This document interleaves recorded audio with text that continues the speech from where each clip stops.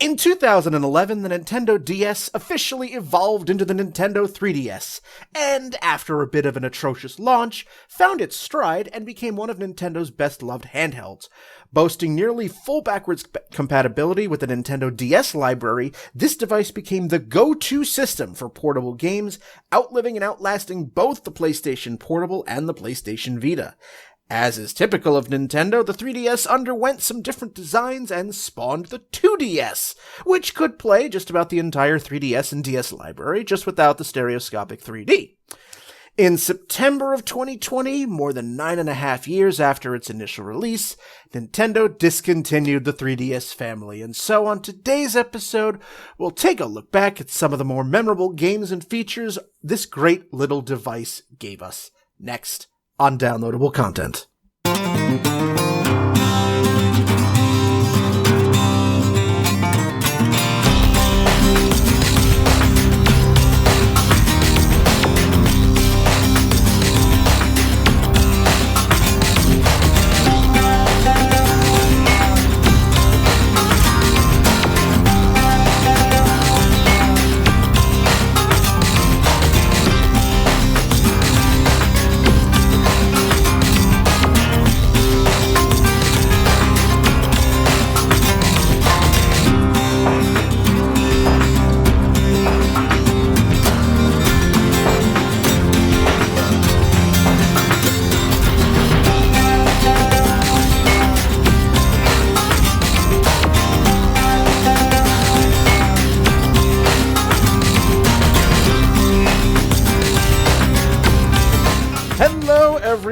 Welcome to Downloadable Content. I am Brian, and with me we have Ronny.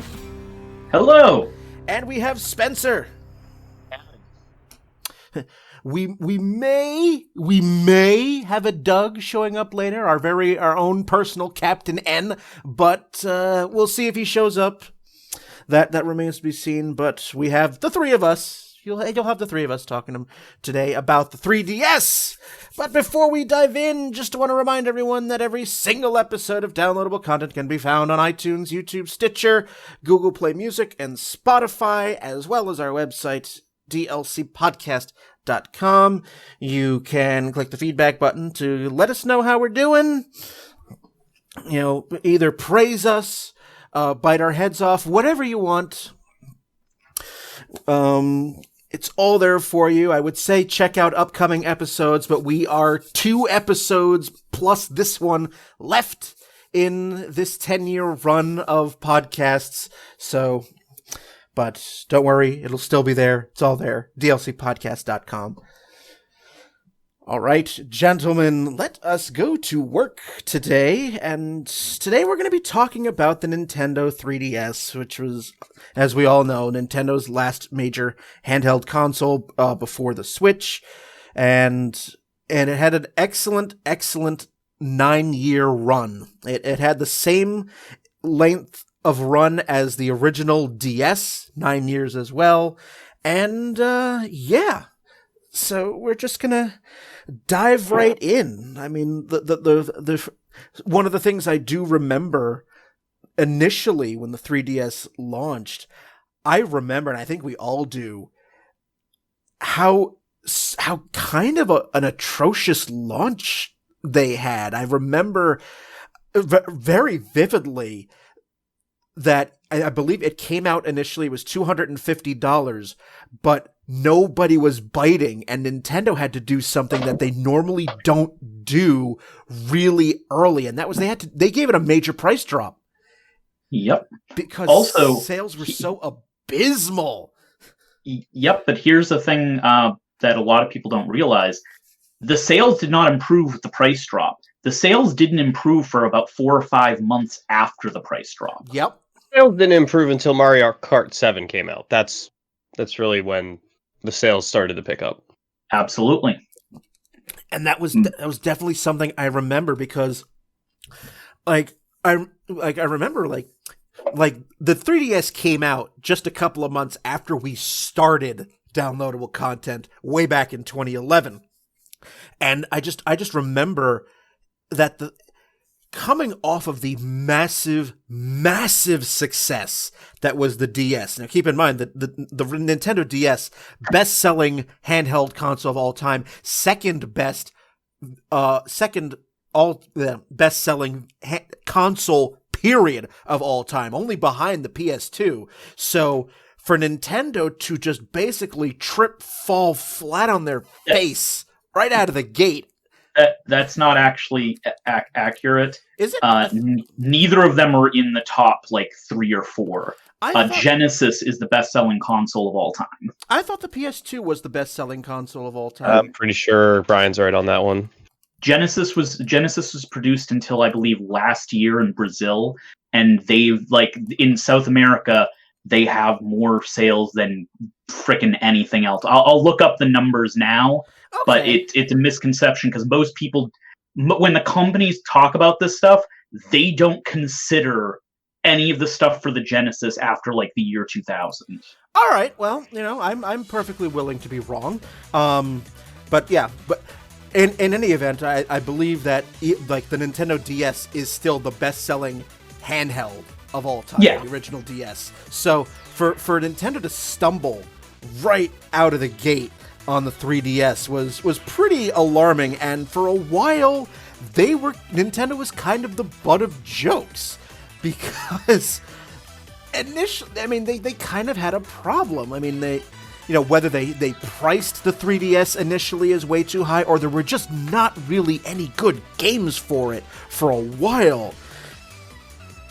It had its issues. I mean, thankfully, as we all know, it found its stride and became a very well-loved handheld in the end, but it was very rough going to start. Well, I mean, it also came off of... We talk about how it came off of the success of the DS, but that's not entirely true. It came off of the failure of the DSi, the system we all pretend doesn't exist. Until you just said that? Not its own that? console, though. It's more of just like a new release of the DS. Nintendo claimed it was its own console, and it had like 3 games of its own. They can claim it, but that doesn't change the fact that all it did was add a camera to the DS. It's not a new console. The games weren't. It was the same carts. It was like everything was the same except for the camera. Like they were just trying to make a multimedia device, and they missed the boat on that. Like they had already made their bed in the gaming market with the DS, so trying to make it a true multimedia device was just a waste of their time and basically everybody's time. I agree wholeheartedly 100% with you that it was a waste, but I'm going to take them saying it is its own console. They list it as its own console. That's the company. We can say it shouldn't be, but it was. Like, if the company says it was a console, doesn't make it reality, though. Like, they can say that, but that doesn't make it reality. Like, they're not, like, this omnipresent, like, being that just, like, sets, like, the rules for what logic dictates, and logic dictates that camera doesn't make it a new console. I love the fact that you've basically, Spencer, you've just taken I know what the council said, but it's a stupid rule, so I've elected to ignore it. Like, you can say whatever, like, does that mean the Game Boy camera makes the Game Boy a completely new console? No, it's just an add-on. The Does DSi... the plug-in for the N64 that give it more memory make it a different system? No. Like, this is literally just, instead of them selling the camera as a secondary feature, they just put it in the console directly and make you buy it like that. The DSi had games that were made for it that could not be played in a DS. It had its own set of ones. There were only like 5 of them because nobody got on board with this because it was fucking stupid. But if it had its own games and the company says it was a console, I'm going to agree with them. But that is like we're going way off of the 3DS here. I was just going. We say they came off of a success into this. I'm going. We can all agree, whether it's a console or not, that the DSi was not a success, and that is what actually led into the 3DS. And we now have a Doug, so welcome, Doug. So just to... I heard you guys talking about Nintendo, and, disturbance in the force. Yeah, well, like I said, it's DLC's own Captain N, and here you are. So It was weird. It's weird because I wasn't. There's been no convention, so I haven't had a convention to call you guys from. I know it's almost out of your element. But yes, we just started, Doug. So just to catch you up to speed, we're just talking about the initial launch of the 3DS and how it was pretty notable for how abysmal and how much Nintendo stumbled out of the gate with it. Yep. It really did feel like, I was here for part of that conversation where it did feel a little bit like, kind of like a 0.5, like not really a brand new thing. See, I have a completely different experience than you guys, because when they announced the 3DS, I was working at GameStop at the time, and our store was lucky enough to be able to have a preview event of the 3DS, so they brought in 3DSs like months before it released, and they let people play it and try it out, and I played Pilot Wings on that thing, and I was like, day one, like literally that day I put down my pre-order for the system. I was like, this is a game changer. I don't care about the slip-ups with the 3DS or the DSi. Like, I know that this is going to be huge. So I was in immediately, and I didn't care about how bad the sales were. I knew that once the games started coming in, just like every Nintendo console, it would be fine. I will say I was about halfway where you were, in that I was a day one person. I'm an ambassador. I bought the game, the system as soon as it came out. My mixed opinions of it came from it. My personal opinion on 3DS is one of my favorite systems of all time. It's one of the ones I keep in the other room right now. But I consider it the most incremental of incremental upgrades, and that if Nintendo had competent competition, that system would have been dead in the water. The problem was they didn't have competent competition. They had Sony and the Vita, which we can all agree they made some pretty bad decisions, and the 3DS became the success it is. Nintendo has always been really the champion of the portable console. Yep. Like, that's... I can't think of, like, any generation, like, yeah, there was Game Gear and stuff like that, but even then, Game Boy was so far ahead, and I think it's always been how it has been. They definitely won the war with the DS, but the PSP sold 80 million consoles. That's not a small amount.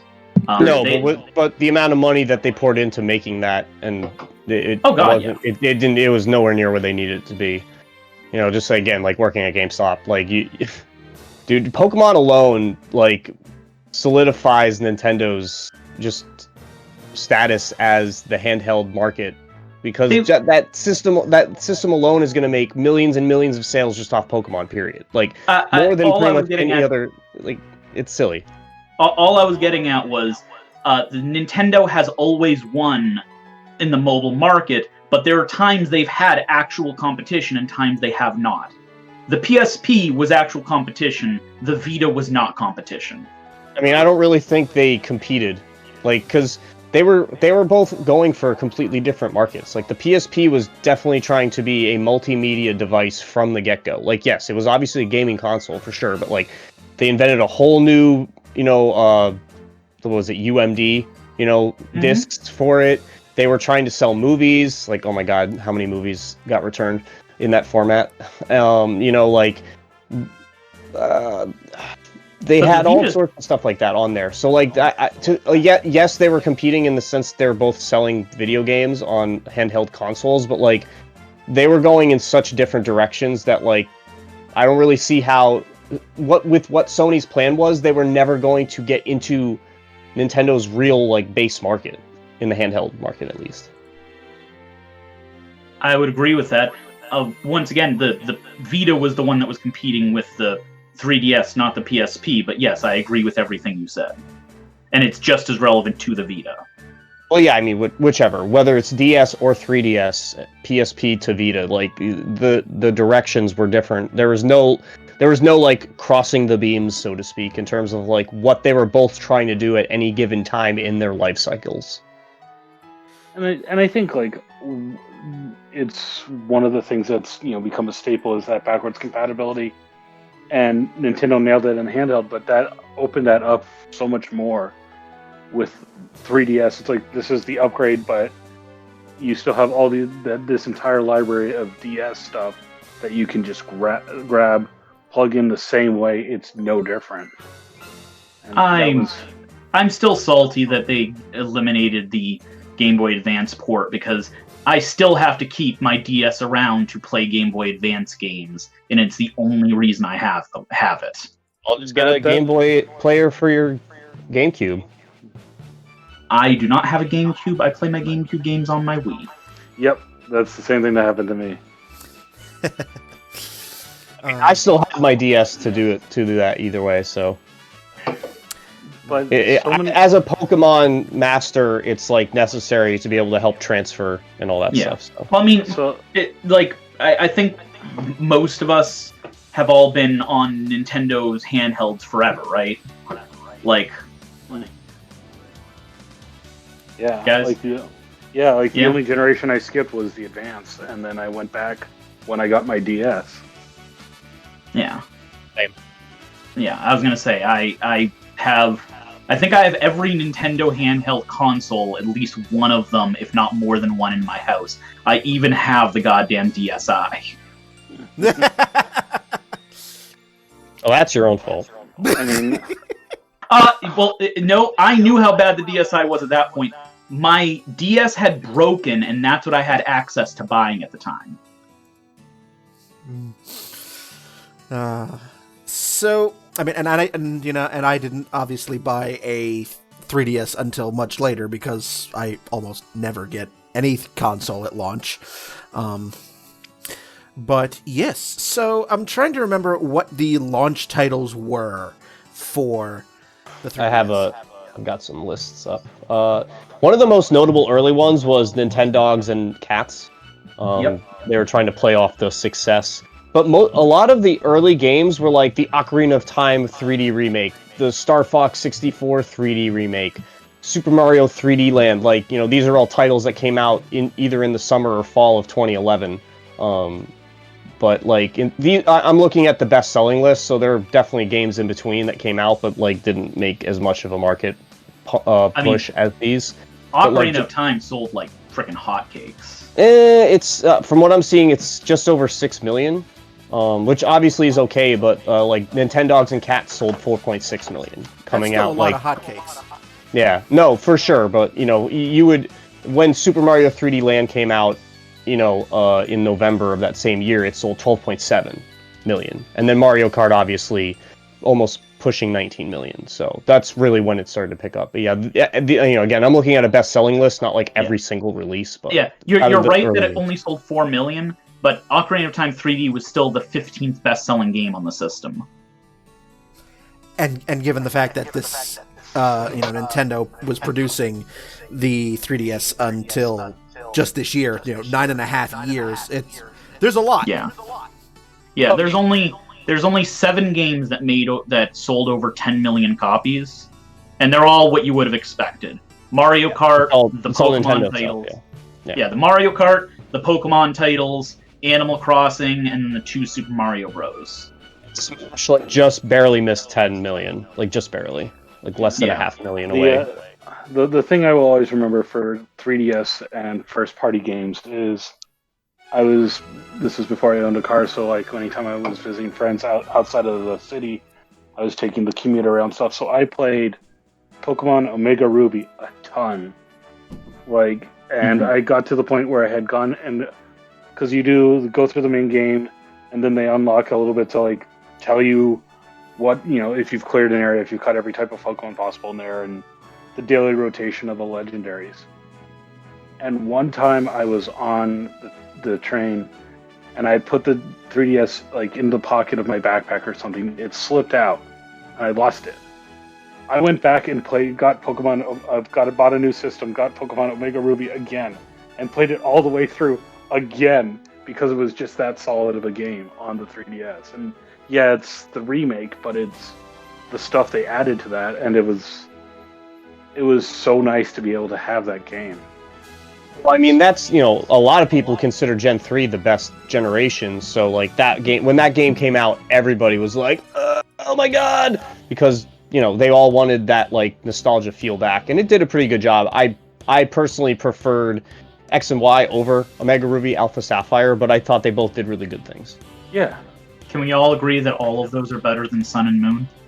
Yes. Oh, yeah, of course. I mean...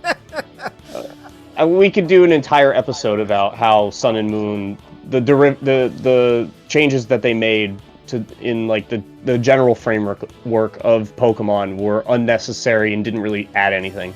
But again, that could be its own episode. Yeah, the only reason I mention that is I just played through Sun and Moon for the first time all the way through. I owned it at release. I never finished it, so I played through and beat it for the first time this year.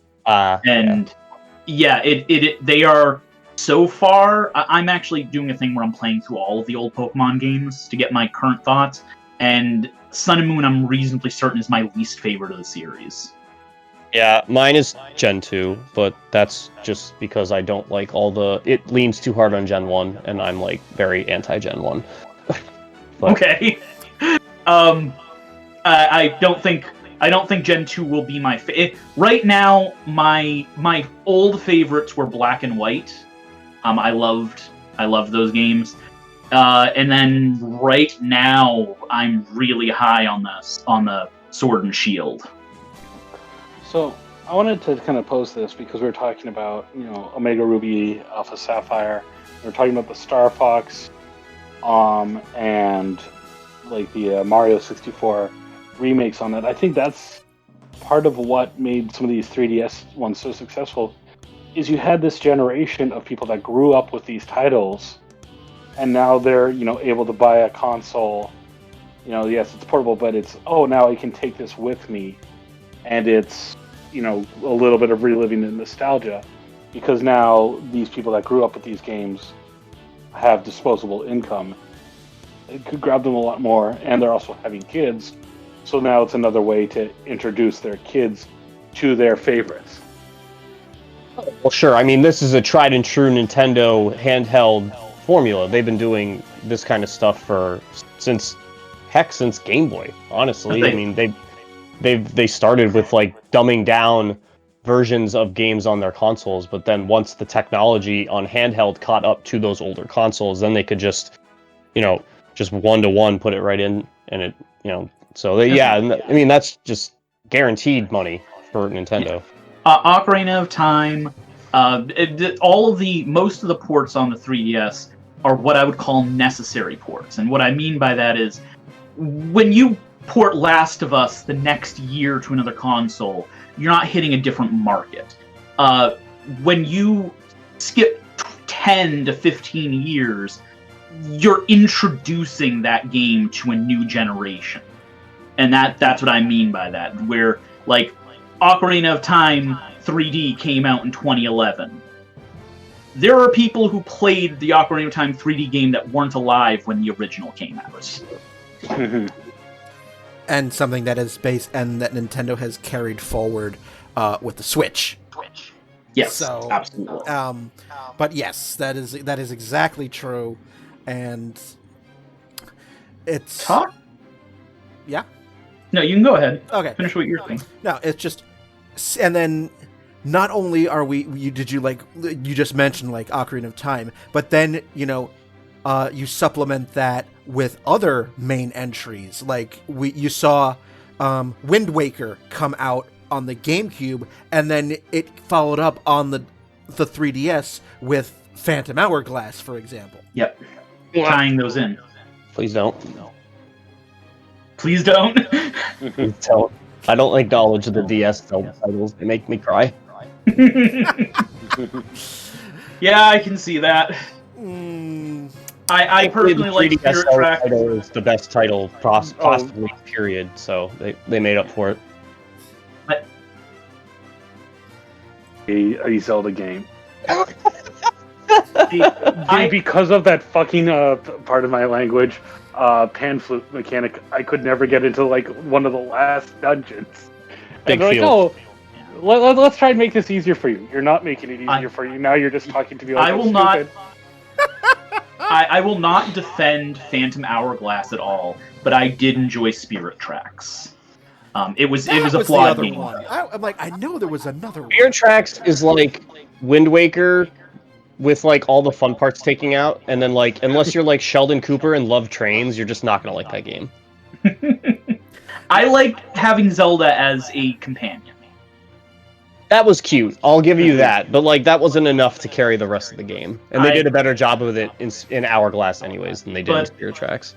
Yeah. So, since we're talking about games, one thing we touched on earlier was they did a big price drop at the beginning of the console, but they also did something else when they did that.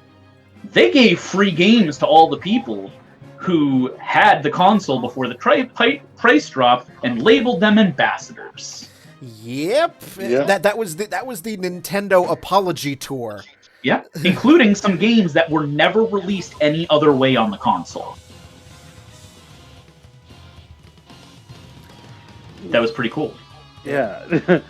Nintendo, I think more than any other brand, has always done that brand loyalty. Like, you are subscribing to kind of the Nintendo way of life. It's not just the company, it's the lifestyle that you buy into.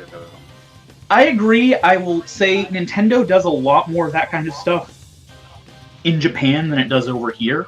Yes, we do get it sometimes. This would be an example. But like Nintendo's doing this kind of crap all the frickin' time in Japan, and it never makes its way to America. I mean, I'd assume it's a little easier to distribute that kind of stuff in Japan than it is stateside.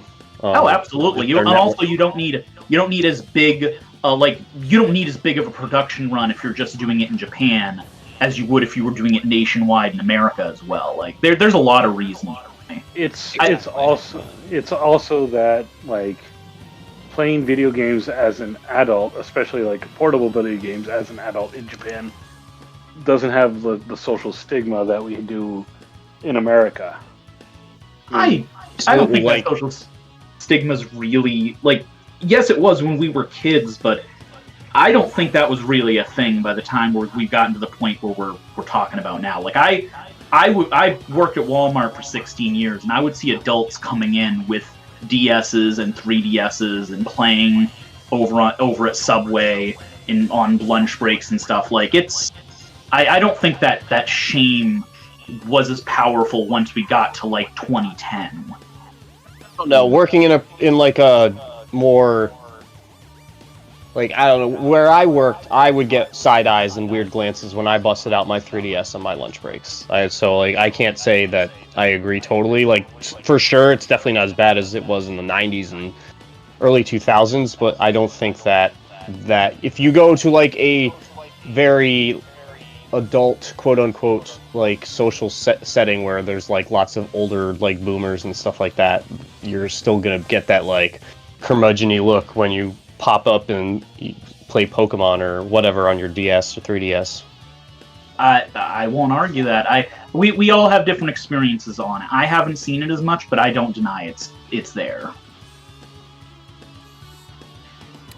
I think one of the most enduring memories I will have of the 3DS is at PAX East, when like that convention center in Boston can hold about 4 trillion people, seemingly. It's huge. And the year it came out, and like the first couple of years after it came out, seemingly every attendant at PAX East was carrying a 3DS for the Street Pass and the Miiverse. Street Pass was one of the best things they ever did. Like we've been talking about the games, but the 3DS had its own mini games and features built into its operating system. So yeah, go ahead, Doug. Yeah, as from so many conventions, I commute by the subway most of the time. And maybe I'd get one or two, and oh cool, I'd get a couple, chip away at things. I'd take it to a convention, especially the couple of years I went to PAX. It's like I'd close it and immediately get like 10 more street passes. And the fact that it was passive made it so much like you did not have to do anything. Yep. Like you just grabbed it, it kept going on your way. You didn't have to like actively do it until you were ready to participate. And that was such a genius move because you just get it and stuff. And it was so fun to go, especially like you go to certain conventions or even just certain areas. Like I noticed this, like if I back when it was okay to travel and stuff, like I'd go like have it in my backpack while I was walking through New York City, and then like, hey, I got like 3 European countries just by walking around. Yep. And stuff like that.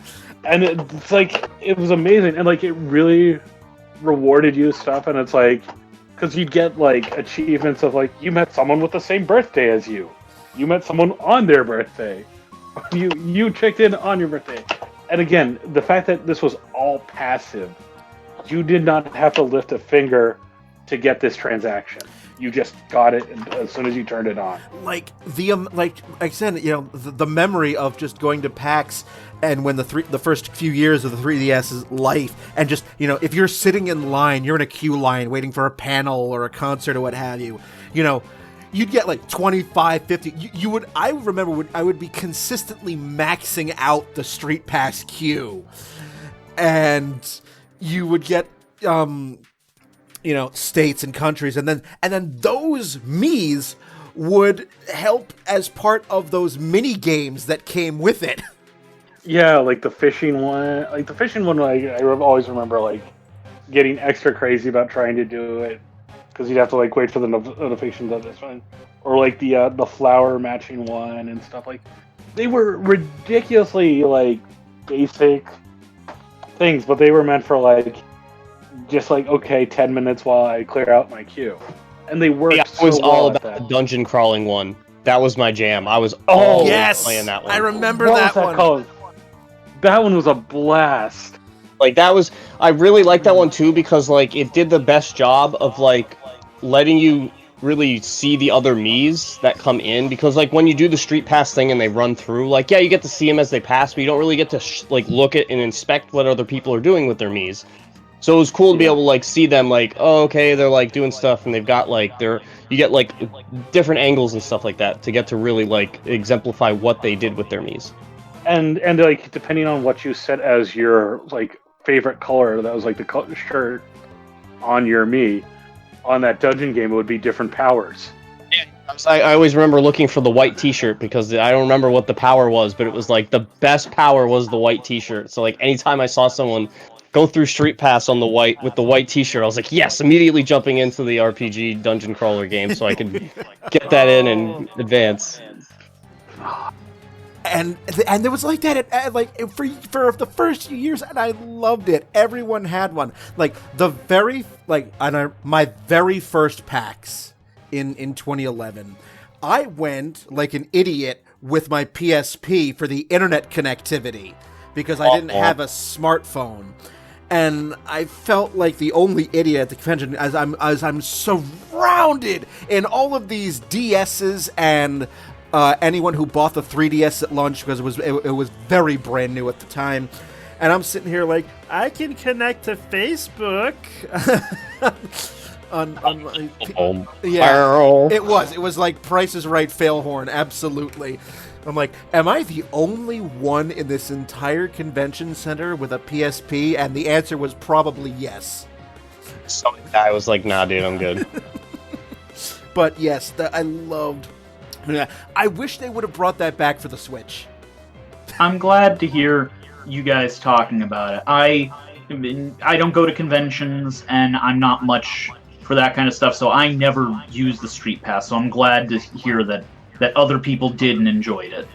Oh, it's extremely popular, and certainly part of the reason why it got that second sales push after that first year, because like once people started to actually buy the console and like experience the Street Pass stuff, it just made it that much better. It was like just like how the Wii with the Miis initially like added more interest and like a secondary reason to keep coming back. Like it's the same thing. It was just such a smart move on their part.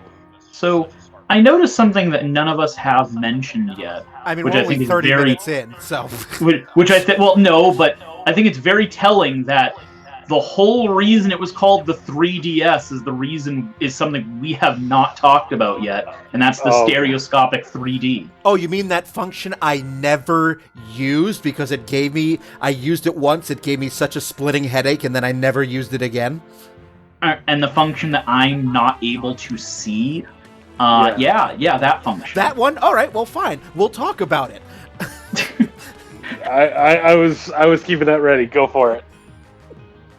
I mean, what do you... The only person here that doesn't have glasses and had absolutely zero issues with the 3DS's 3D functionality? I have 20/20 vision, but I tried it a couple times, and I was like, this is neat. I don't need it, but it was a neat little thing. I was going to say, my wife has perfect vision, doesn't wear glasses, and it gave her a headache. Like, I know I'm the exception because I can't see 3D images in any way, so it wasn't going to affect me regardless. But from everything I've seen, even people who can see it, at least half of them dislike it because they get headaches and eye strain. It seemed like a very divisive issue with it. I mean, I really didn't, care one way or the other. I'm like, all right, it's a nice feature, but as long as the 3D component was not an essential required function to beat any game that I put in it, I was fine. Yeah, and that's the way it should be.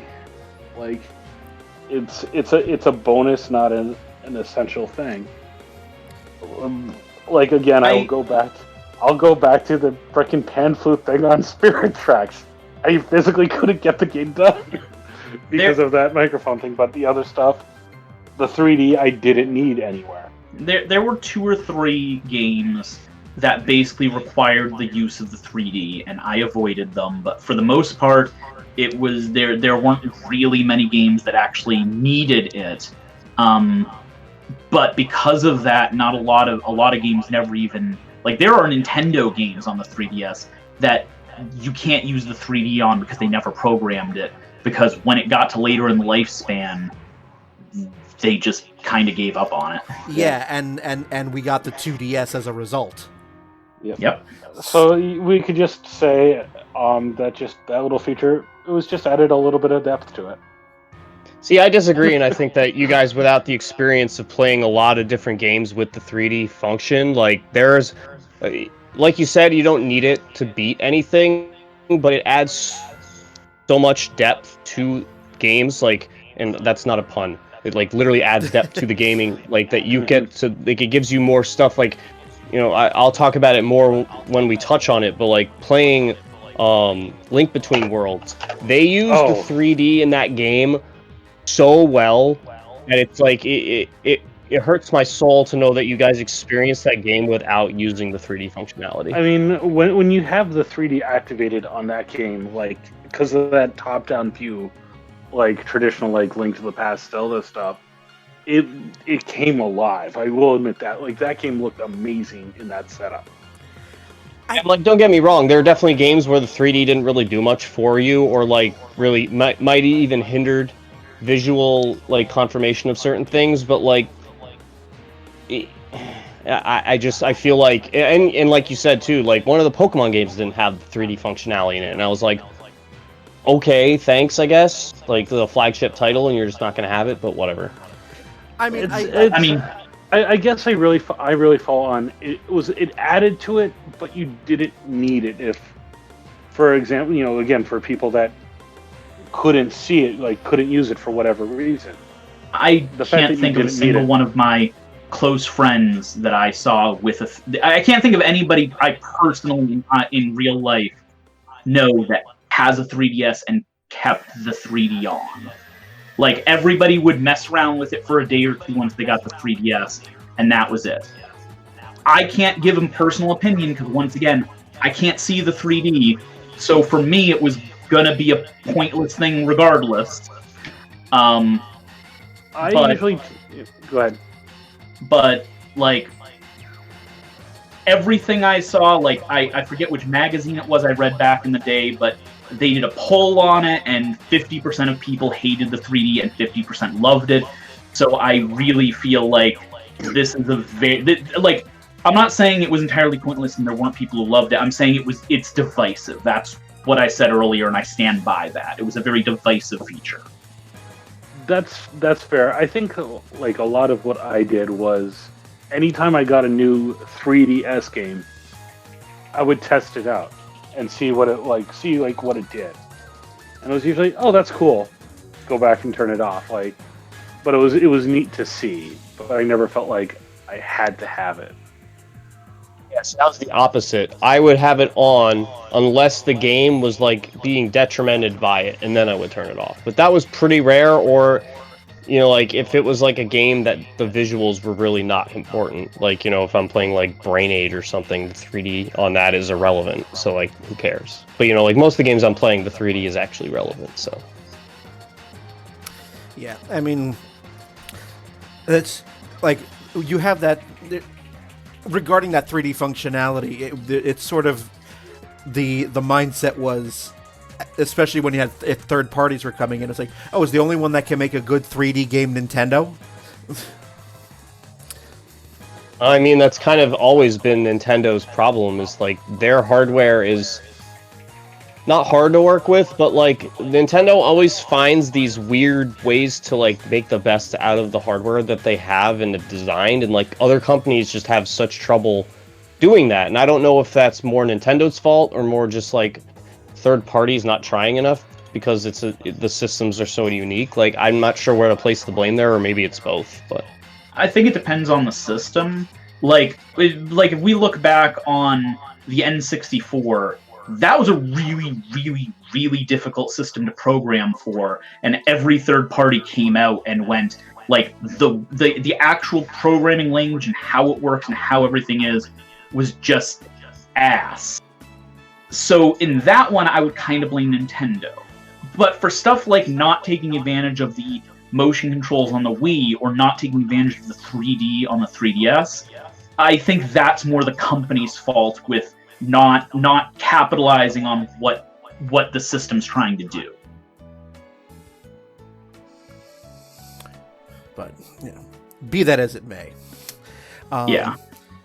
Whether you use the 3D functionality or not, I mean, I still very much enjoyed the games that I played on it, and let's dive into some of those more memorable games. And we've talked about the functionality, we've talked about the little features, the little programs, the Miiverse, the Street Pass, and all that.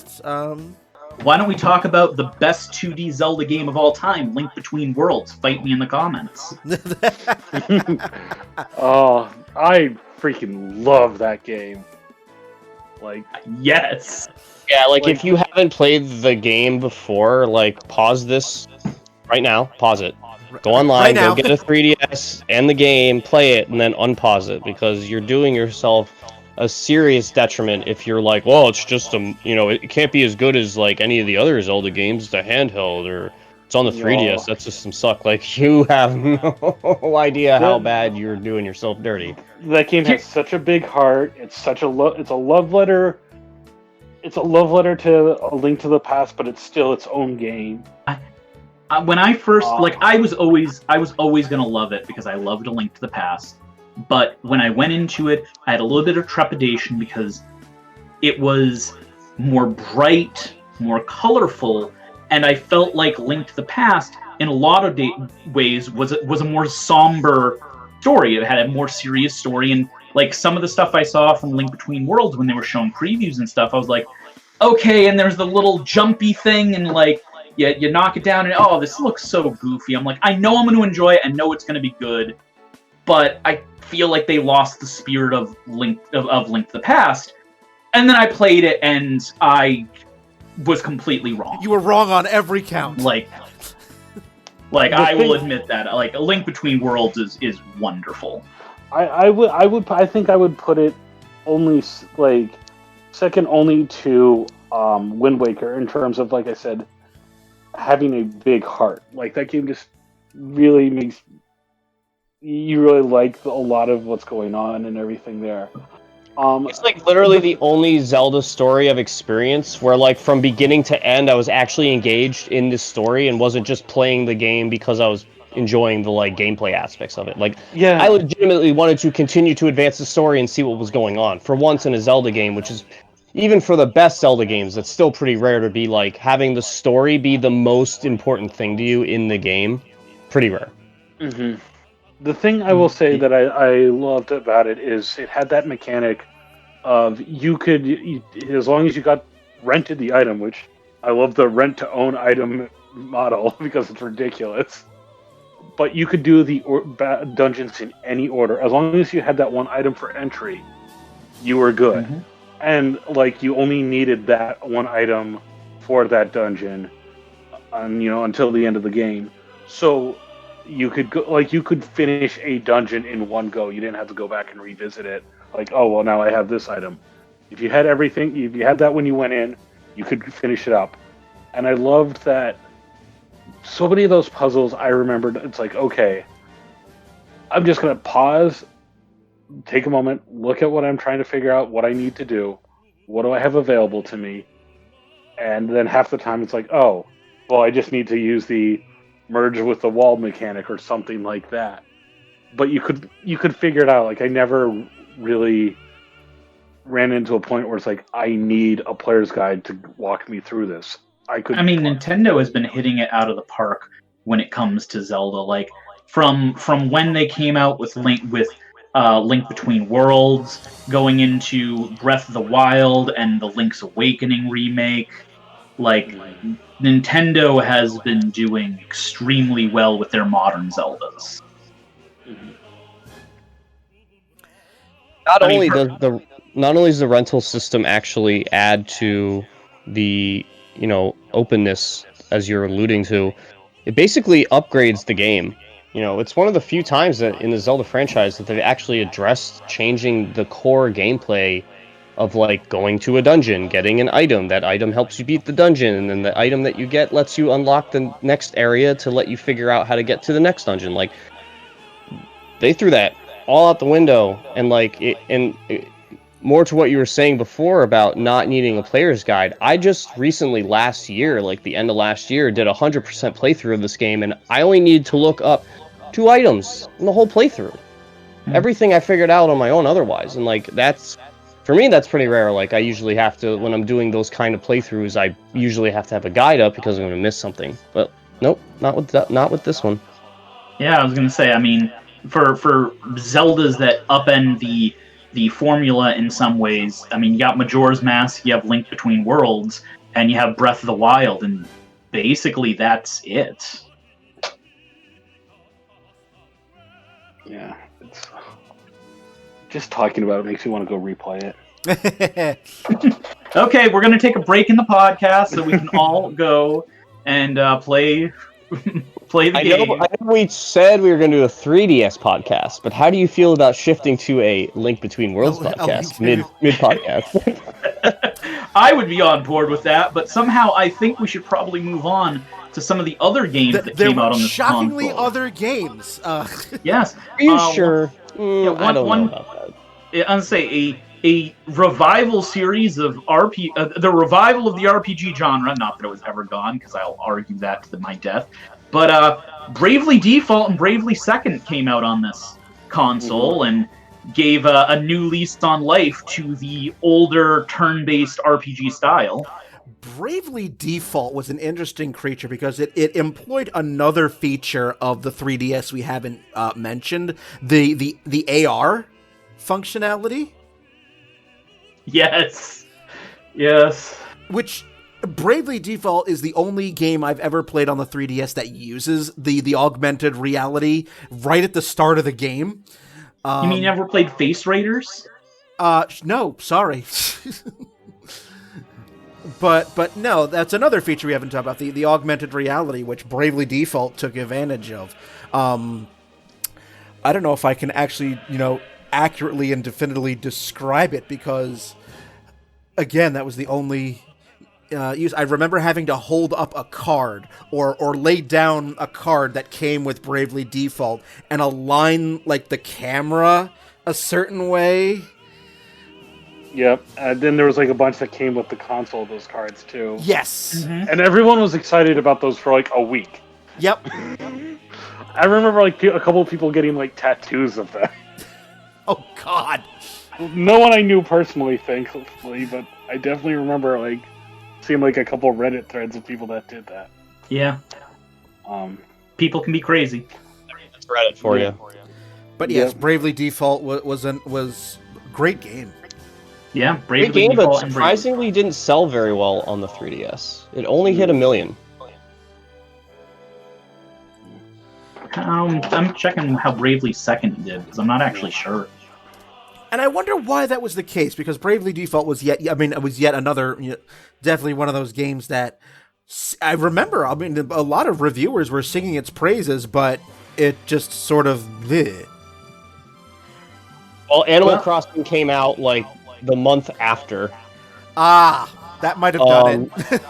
You had Paper Mario Sticker Star also come out the month after. I mean, Bravely Default only did 1 million, but it was still enough for them to consider it a success. Oh yeah, no, Yeah. absolutely. Yeah. But just in terms of like the sales on the console, like it didn't do as well. As popular as the game seems to be from a media standpoint, you would expect the sales to be, much higher. It's only 53rd for the system in totality, which you would expect a game that gets that much press to be higher up on that list, than it is. I think Yeah. it's because it's pretty beloved to the RPG gamer niche, but it didn't really resonate outside of it. Two I'll toss out for other games, because you mentioned were like appealing to the RPG crowd. The Final Fantasy Theater rhythm games. Which I never played. Oh. I believe it's pronounced Theat Rhythm. I don't know, I've never played it. Like, I saw the game and I'm like, is this Final Fantasy DDR? More like Final Fantasy Elite Beat Agents, but yes. Okay. But yeah, it is 100%. It is a rhythm game with Final Fantasy stuff. But it's also like immersing yourself in that the music of Final Fantasy, which is one of those things that franchise is known for. Yeah. And like you have like little battles as you like did the music and stuff like that, and watch along the screen. And it was like, I'm not gonna say it was the most revolutionary thing ever, but if you're a big fan of Final Fantasy music, there you go. The problem for me is I'm a big fan of Final Fantasy music, and I'm a big fan of the Final Fantasy series. On the other hand, I am absolutely miserable at rhythm games, and I don't really enjoy them even when I am okay at them. So Fair. that was a skip for me.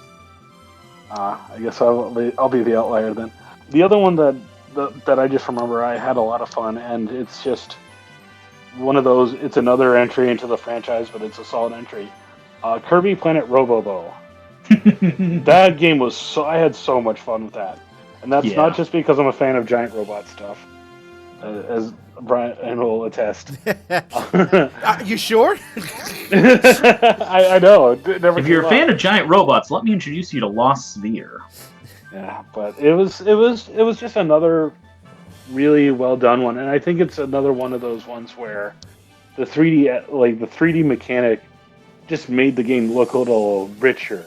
You didn't need it, but it did. Like, there were a couple times where the world just looked more vibrant, and I think the first party Nintendo games were always some of the best for that. I mean, for me, there's two things I specifically think of that hasn't been brought up yet.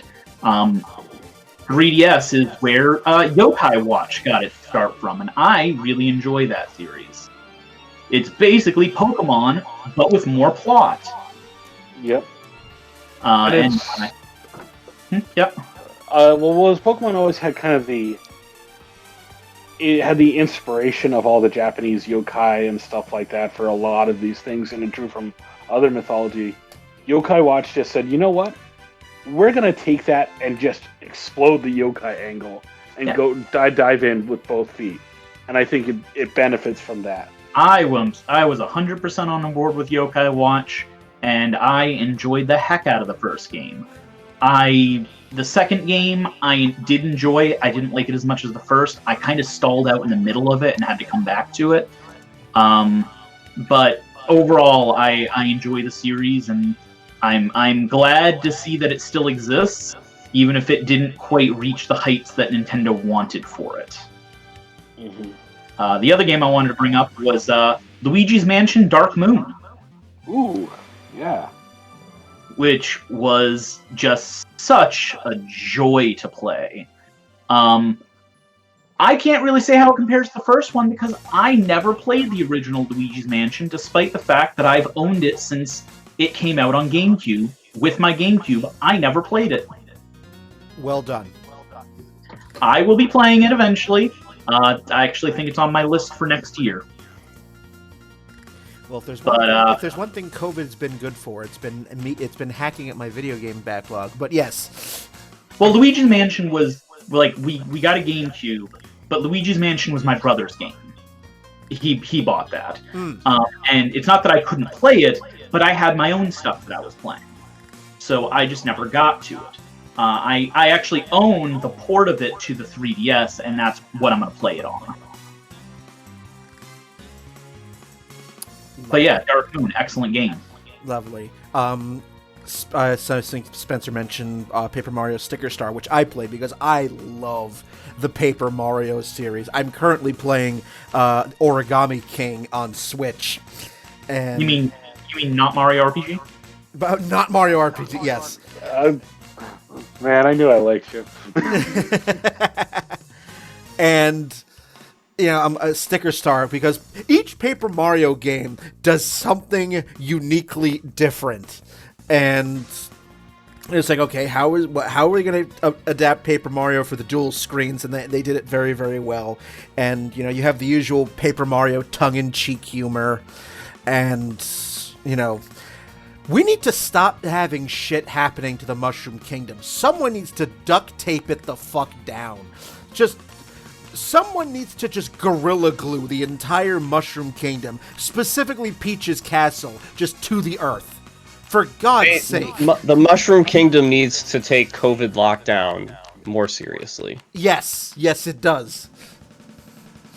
Just somebody just wrap it in shrink wrap because it keeps, coming out of the earth or, keeps being flattened. I mean, we're reaching a level of, destruction akin to Tokyo.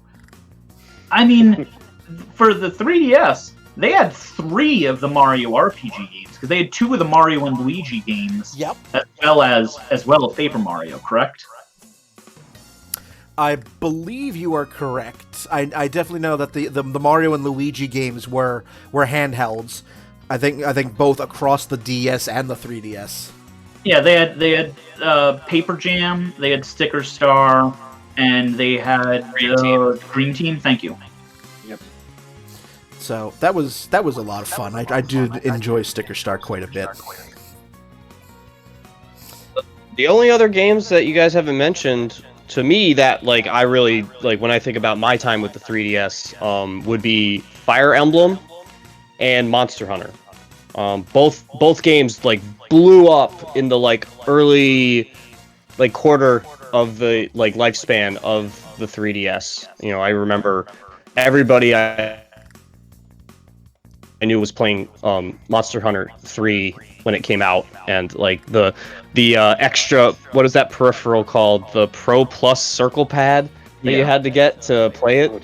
Oh man, that was some. It's always funny when Nintendo realizes after the fact. They're like, oh wait, we probably should have put this on originally. Oops, our bad. Here, have this. Dragon Quest, I absolutely would agree with you on. I thought Monster Hunter didn't really blow up on the 3DS at first. I thought that came more after World came out. More people going back and playing the older game. Monster Hunter 4 and Generations both sold 4 million. Monster Hunter 4 Ultimate also sold 4 million. And then Monster Hunter 3 was 2.6. But again, that Monster Hunter 3 came out in 2011. So the first Christmas of the 3DS's life cycle is when that came out. And obviously with Mario Kart coming out literally 9 days before it just got, completely swallowed up in it. I was more talking about Generations and for Ultimate. Because I remember when people bought World, a bunch of people I know were going out and buying Generations and Ultimate at the time. That's kind of why I assume 3 is so much lower than the others. Is I would not be surprised if we looked at their sales to see a massive spike in Generation 4 around 2018. Well, we are just about approaching the hour mark here, so I think it'll be a good time to cut to break. But when we come back, we'll be talking about more games, more memories with the 3DS as we continue to give it a fond farewell. So we'll have some music, and if you haven't played Link Between Worlds, play it. This is a break, so go play it. We'll be back. You got plenty of time. You got plenty of time, so absolutely. So. We're in COVID. You can take as long as you need to listen to this podcast. Absolutely. We're not going anywhere. So more 3DS love on the other side. You're listening to Downloadable Content. We'll be back.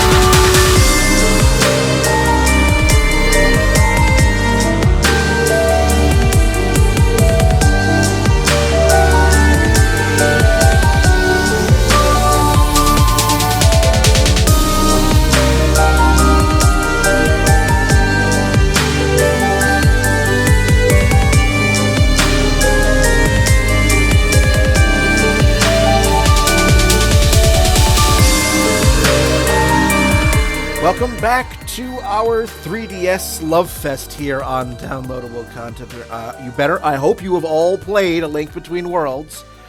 We'll be checking somehow. I'm already checking. There will be a test at the end. I'm literally the Santa Claus of whether or not you play Link Between Worlds. but we will dive back into our 3DS love. We still have plenty more games to talk about. Now, I know we as Ronnie mentioned over the break while we were all checking to see if you were playing A Link Between Worlds, that there was a lot of Pokemon that came out on the 3DS. I know that of the group here, I've probably played the least. I only played Pokemon X, Pokemon Chromosome. Yeah. Why was one of the first ones I got? But I know that there were several generations of at least 2 generations on the 3DS. There were 4 releases on the 3DS, 2 generations. 2 generations. Okay. You had Pokemon XY, then you had Alpha Sapphire, Omega Ruby, then you had Sun Moon, and then you had Ultra Sun, Ultra Moon. Okay. So half of those releases were worth playing. I mean, I will let you guys talk about the different Pokemon releases that came out for the 3DS, because the only one that I will have any input on is X. So the one I will shout out real quick was one of the anniversaries of Pokemon. They did that one where you could change the plates to have it look like the box art of the original Red or Blue, and that had all 3 of the original Game Boy games already preloaded on there too, which I always thought was a really nice tribute one. I mean, yeah, if you don't already own those games, I mean, geez. Yeah, but it's, I think they eventually add the Pokemon Bank compatibility to that. Oh, well, yeah, because there's no way for you to get original Game Boy game Pokemon, like the actual OG ones, onto a DS/3DS console. So that was their way to circumvent that, so that you had access to literally every Pokemon, because at the time, Nintendo was still about catching them all. Not anymore, but they were. Yeah. But I was going to say, wasn't there a way to get them on DS? It was just the biggest pain in the ass, because couldn't you plug one into the advanced slot and one into the DS slot to do trading? No, because you can't get Gen 1, like Red, Blue, onto Game Boy Advance. Oh, okay. There's no way to make that transfer. That's the missing piece. Like everything after that, yes, but not like actual OG Red, Blue. Yep. I'm not sure about Yellow. That's the one I'm not sure about. I have no experience trying to transfer from Yellow, so my Yellow might be okay, but I know for sure Red, Blue are a no-go. My brain was going with the breakdowns, the Game Boy Advance to the DS. No, you're absolutely right. Yeah. It was the advances where the breakdown was. Yeah. But no, I agree that Sun Moon was not very good. Like we were saying, alluding to earlier, like easily one of the lesser in the franchise, but I'm playing Ultra Moon right now in a Nuzlocke challenge, and I'm actually enjoying it much more than I enjoyed Sun Moon up to this point. I mean, it's still early. I've only gotten the second totem Pokemon down, but I think they're doing a better job of making it more fluid, I guess. Because, I think one of my biggest issues with Sun Moon was, it was so choppy, and it felt like there was just, these, I kept hitting these roadblocks in the gameplay, and I just wanted to keep going, and I couldn't. It was just very frustrating. I definitely agree with that, and I'm glad I have something to look forward to, because I have not played Ultra Sun and Ultra Moon yet. I will be getting to them. I am currently playing all the Pokemon games in reverse order, so I did Shield, I did the Let's Go games, I did Sun and Moon, and I'm going to be continuing on that. Probably January, I'm going to be starting the next one. Yeah, it was the thing I remember about Sun Moon is how long it took you to get your starter. It's at least a half hour in, if I recall correctly. Yep, and that's not the case in Ultra Moon.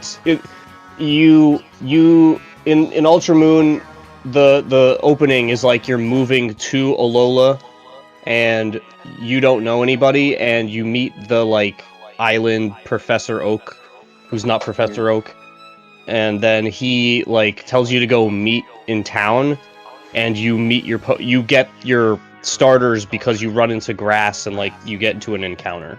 And that's like maybe 10 minutes if you're like really like scrolling through and thoroughly reading every line of text. Yeah. There's a couple different complaints I have about it, but the number one complaint for me is a mechanical complaint. I hate the SOS mechanic. I hate it so much. I've had it chain 8 or 9 Pokemon at a time while I'm trying to capture a single Pokemon. And that's infuriating. And you can only like try and catch it when it's one on the screen, right? Yes. Catch if there's 2 on the screen. It won't even give you the option to throw the ball. Yeah, so you kill one, and then they summon another one before you get another turn. And I did that for 8 or 9 turns in a row, multiple times. Pokemon Moon started becoming fun for me when I stopped trying to catch Pokemon. I had my team, I stopped trying to catch them, and I started enjoying the game, because they were able to make catching Pokemon a not fun activity in a Pokemon game.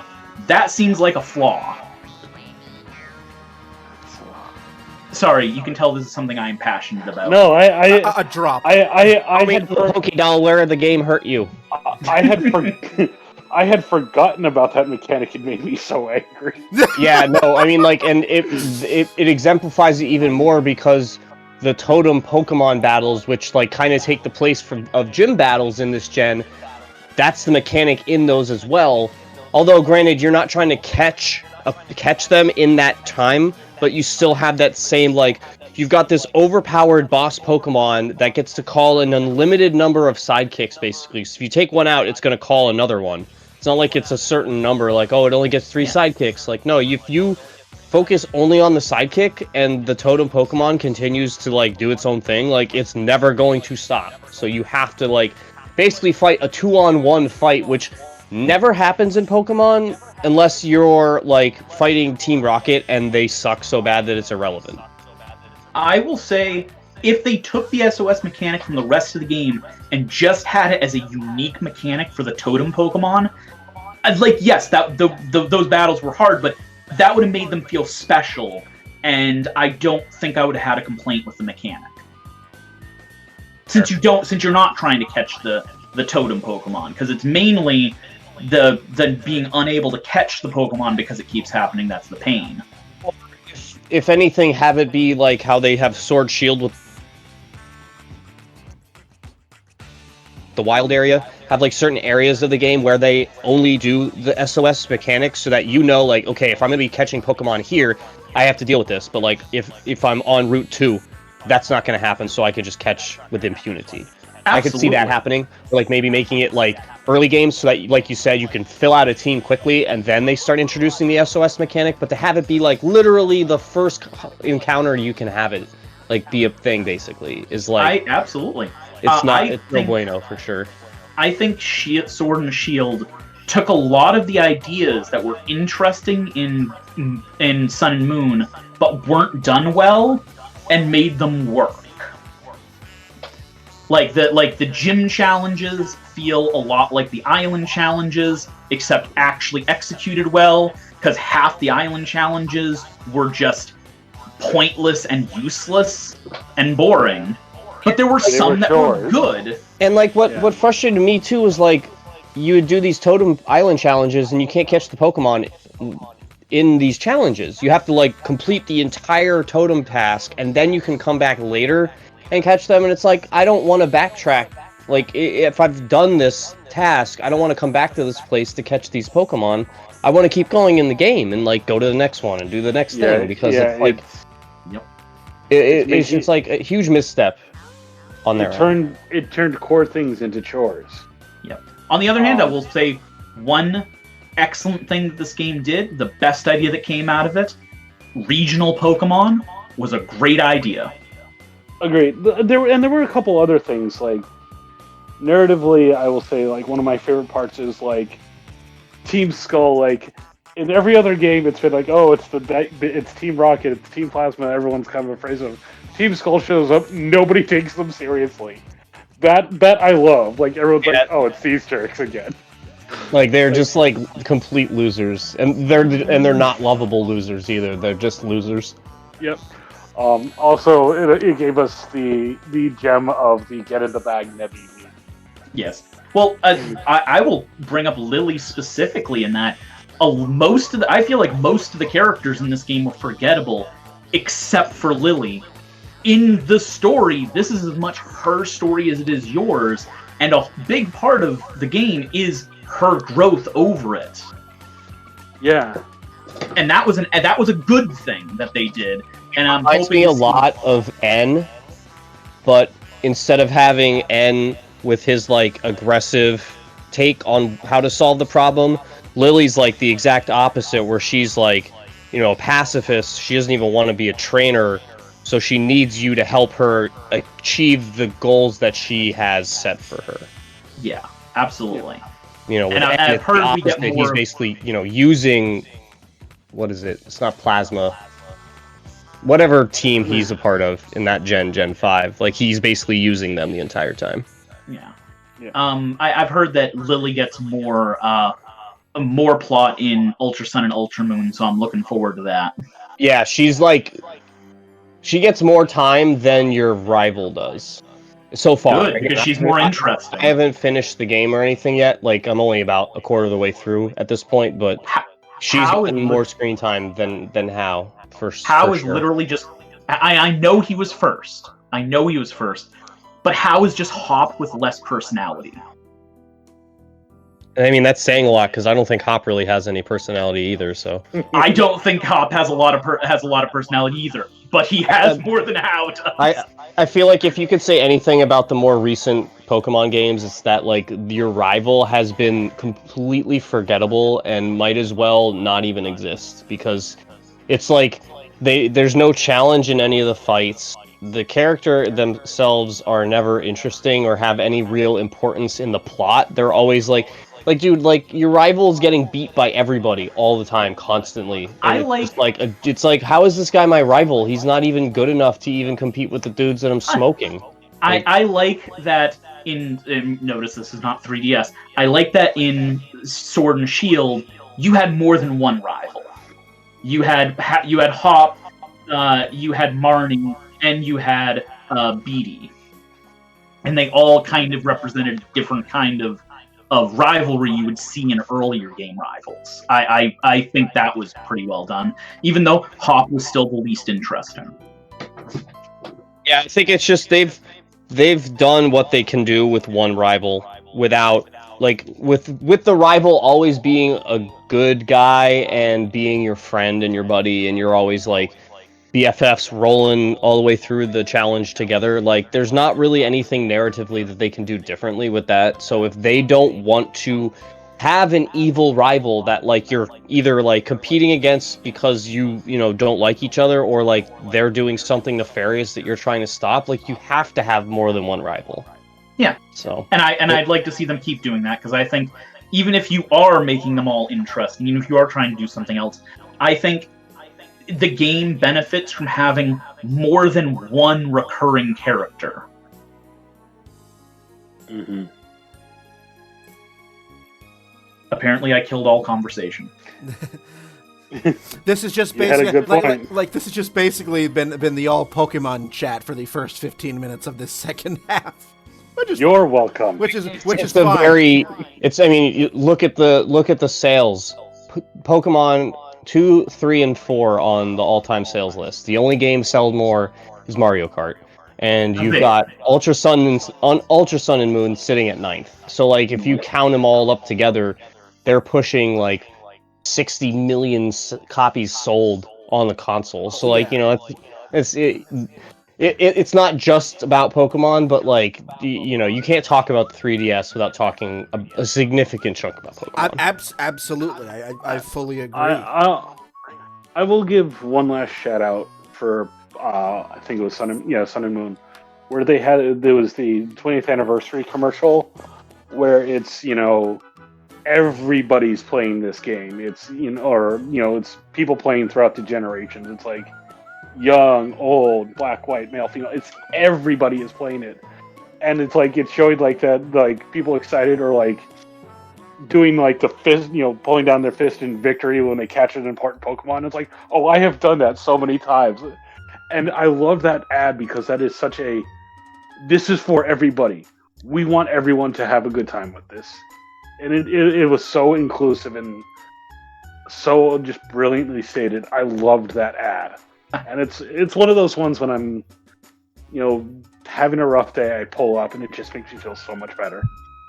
One series, and I'm hoping you guys have experience to talk about this because I don't, but I really feel like we have to talk about it, is Fire Emblem with Awakening and the Fates games, because Awakening is really what made Fire Emblem a thing in the West.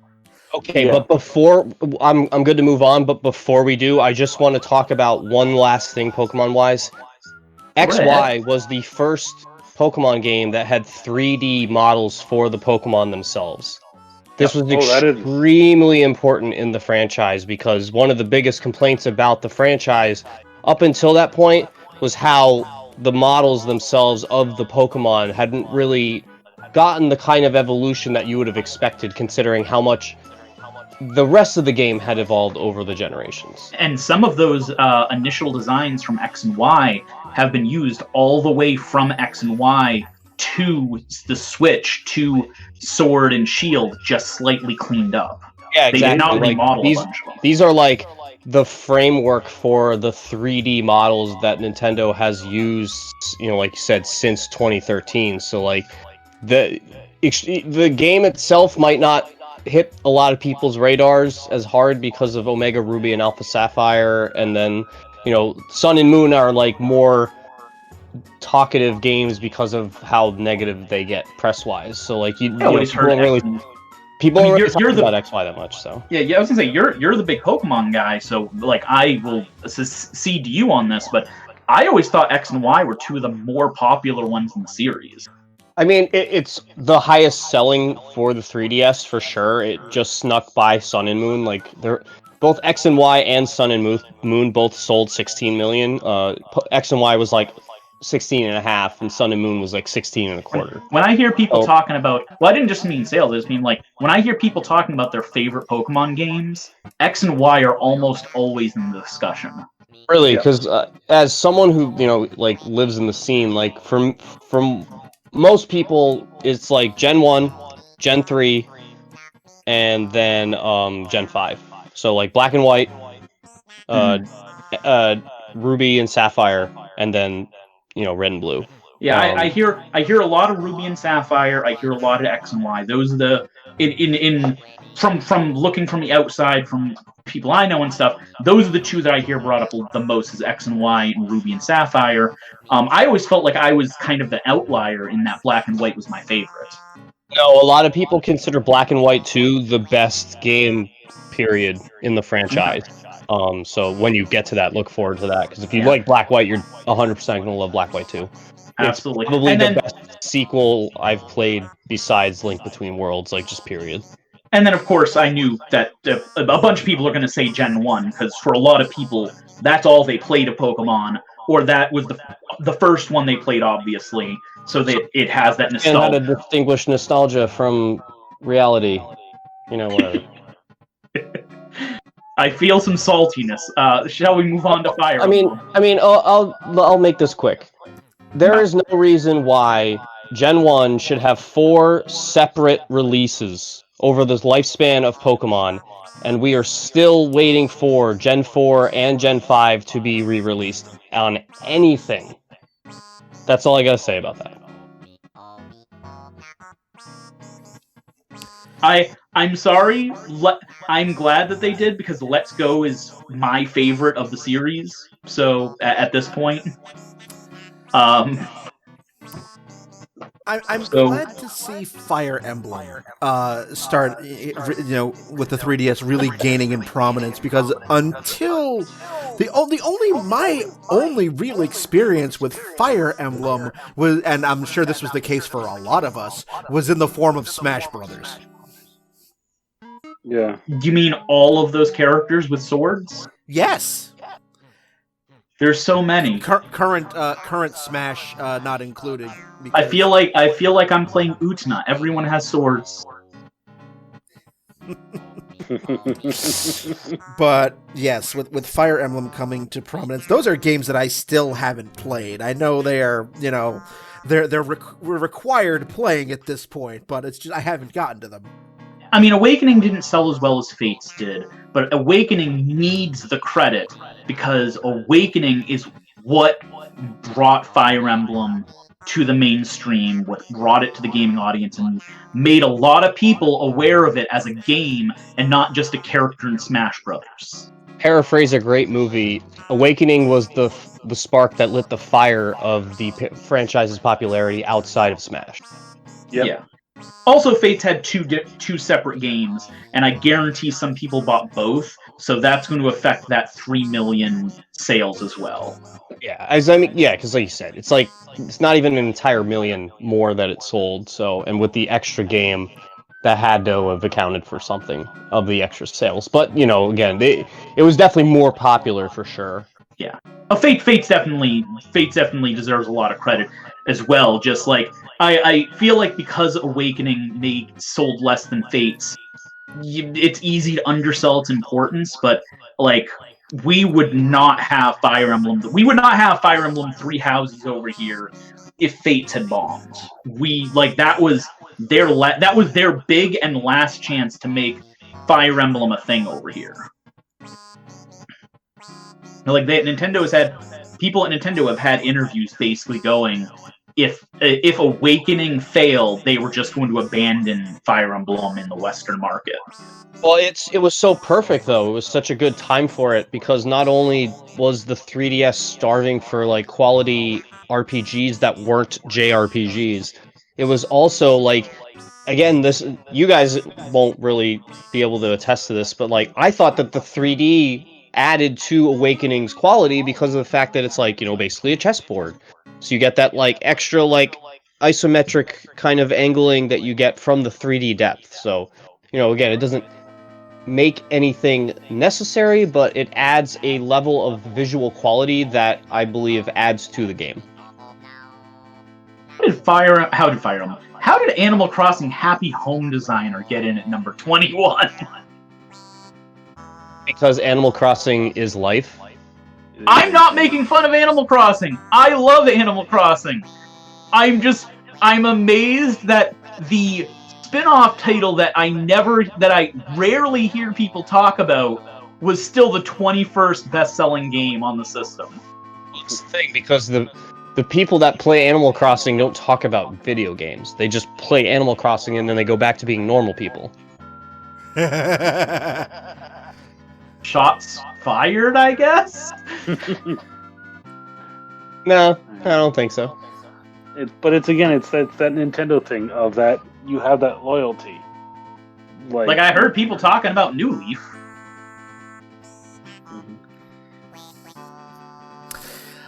But yeah.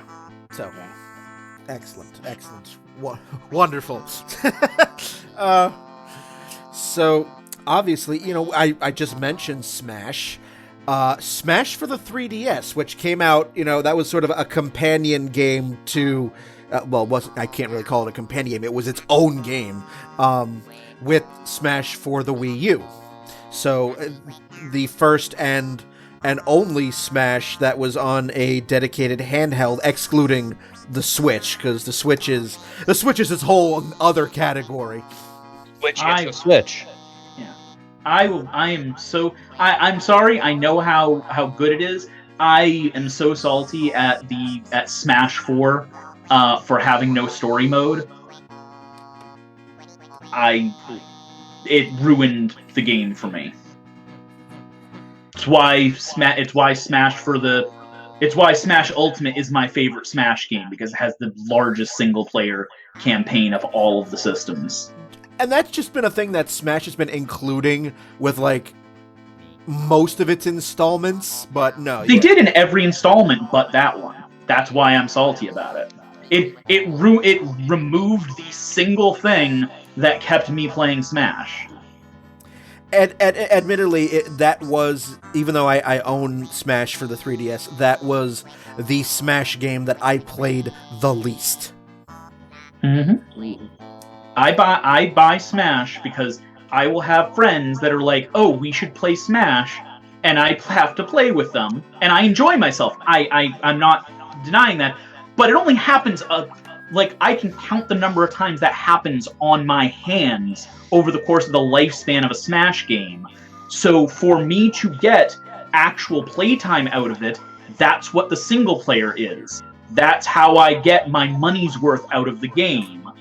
And with them removing that, I maybe played Smash for the 3DS 4 hours, maybe, total.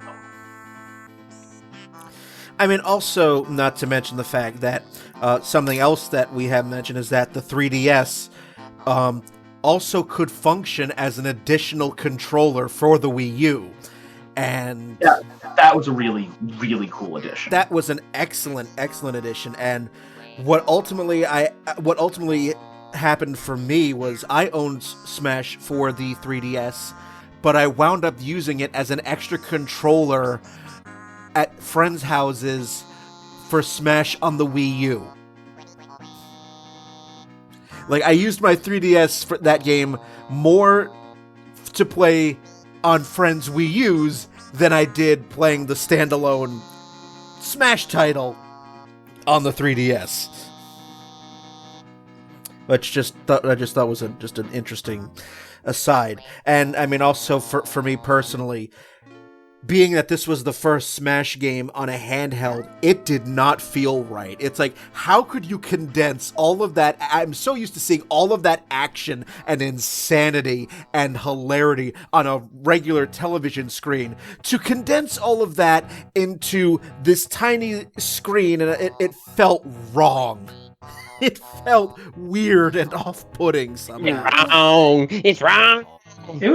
It was fine for me, and when I did the Smash Ultimate on the Switch, I played the entire thing undocked. So for me, all of that was just an extension of this. And that's fair. That is totally fair. I'm just from a personal experience standpoint, I was so used to just spending hours and hours and hours of playing Smash Brothers on regular consoles and on large TVs, and then you shrink all that down, and yes, to Spencer's point, old man yelling at Cloud here. Yes, Ron isn't here, so I have to be Cranky Kong for him. So it's just like, this is weird. It just feels wrong. And so, good game, solid game, but just weird. I mean, one thing we haven't really mentioned is, do we think part of the such a huge success of the 3DS was partially because it was paired with one of Nintendo's biggest failures? Like, if you wanted Nintendo, you went to the 3DS because you weren't getting a whole lot on the Wii. I don't think so. The DS still sold amazingly well in conjunction with the Wii selling as amazingly well as it did. So I don't really think that the 3DS really got that much of a boost, because I mean, they're not necessarily the same market either. People that are buying consoles aren't necessarily getting handhelds and vice versa, because there's not, you're looking at 3DS titles, there's not a lot of, crossover between the titles that came out on the Wii U and the the Wii at the time, in terms of you're right. There's not like Metroid titles and like the. I think I might have. Sorry, I think I might have been coming at it from the wrong direction. I guess more what I meant, and I was going wrong, is, do you think that the 3DS got more development resources because Nintendo wasn't throwing as much at the Wii U as time was going on?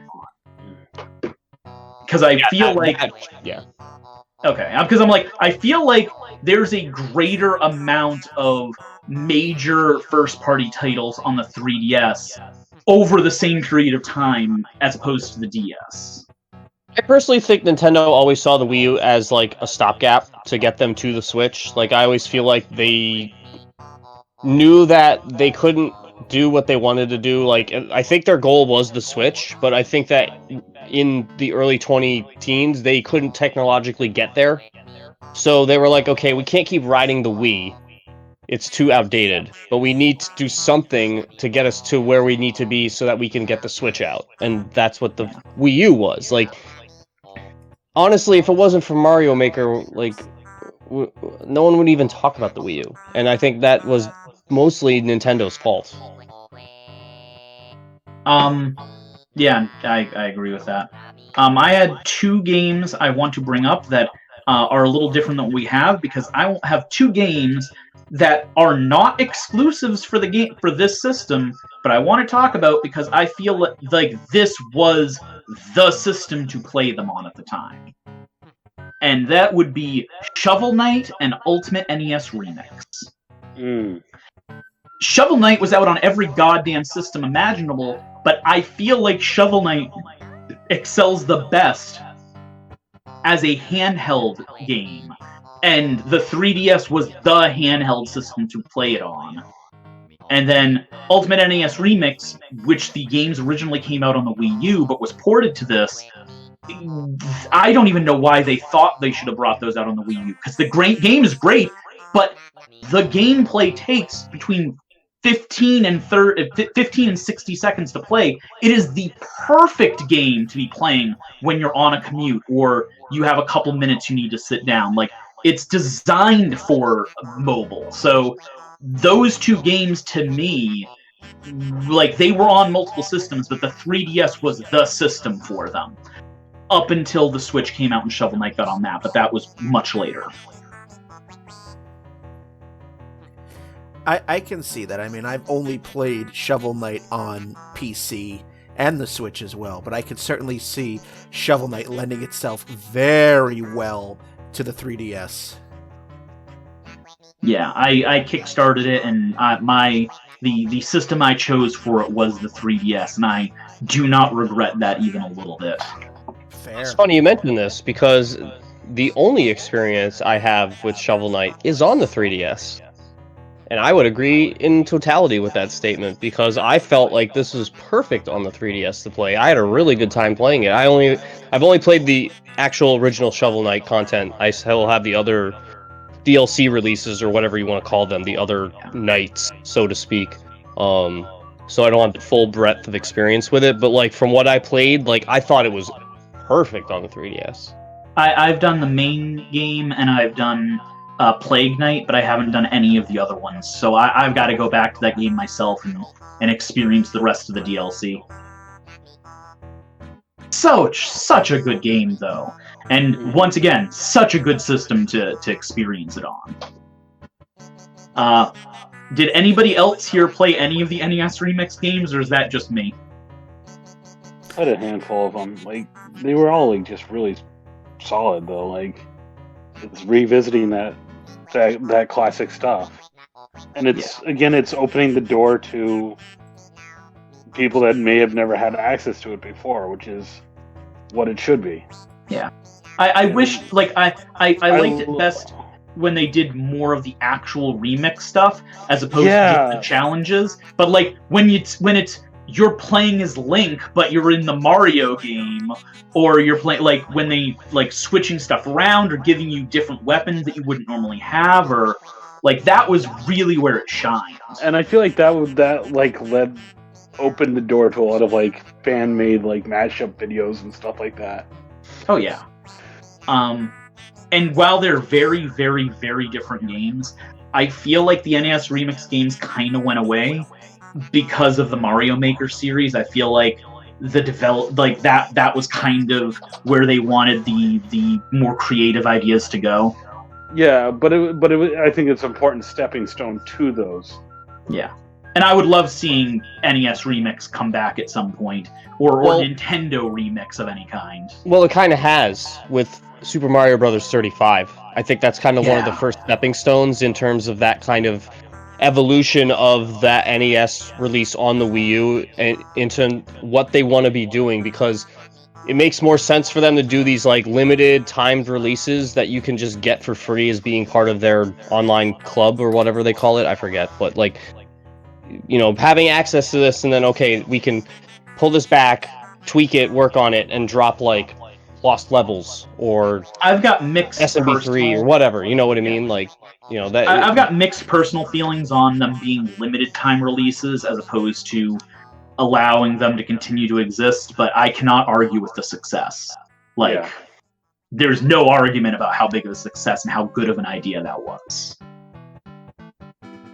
And I mean, speaking of Mario, that's really the only games on the 3DS we haven't talked about yet that were like big time. I find it hilarious that we avoided largely like the actual like Mario game, aside from like Paper Mario and things like that. Hey, I brought up Luigi. He's in Mario.